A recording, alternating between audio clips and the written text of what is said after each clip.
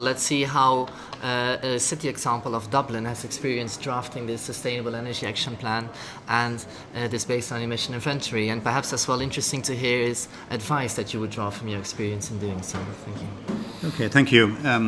I work with Codema, the Dublin Energy Agency, and we've drawn up our Dublin City Sustainable Energy Plan in association with the Strategic Policy Committee of Dublin City Council.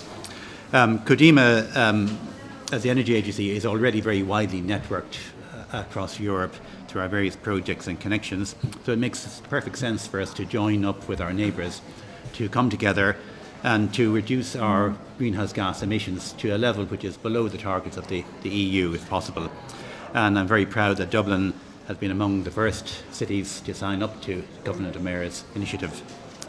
I think in terms of our targets next, we've calculated that Dublin City emits about 5 million tonnes of carbon dioxide every year from its use of fossil fuel in energy.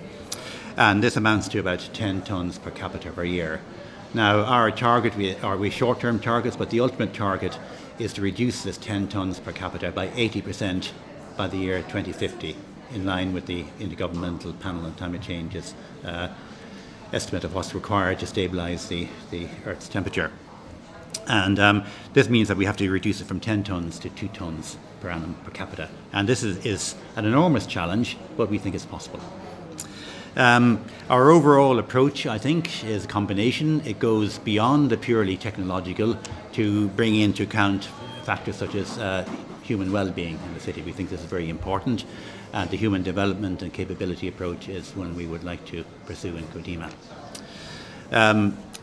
I don't know if you want to hear about some of the things we're doing, for example. Please, yes. Well, we've developed the action plan has developed a strategy which comes in short term and long term. We think it's very important to start immediately and to start with things which won't cost very much money, because at the moment there's very little money to spend. So immediately, if we can start doing simple things like, switching off the lights when you go home at the weekend, switching off your computers, your monitor, your printer. And this sounds very, very small, but we've just conducted a campaign with the staff of Dublin City Council to do that, and we've managed to save 13% in this area already, and there's more. And we're planning to do a similar exercise with the people who drive the fleet of vehicles to drive more eco-friendly. Then we go on from that then. This will actually save quite a lot of money.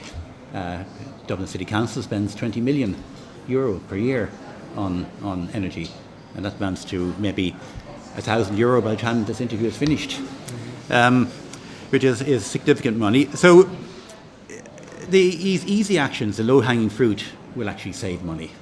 They make sense. They're a no-brainer. But this is not enough to meet our targets. We've got to go farther, and quite a bit farther.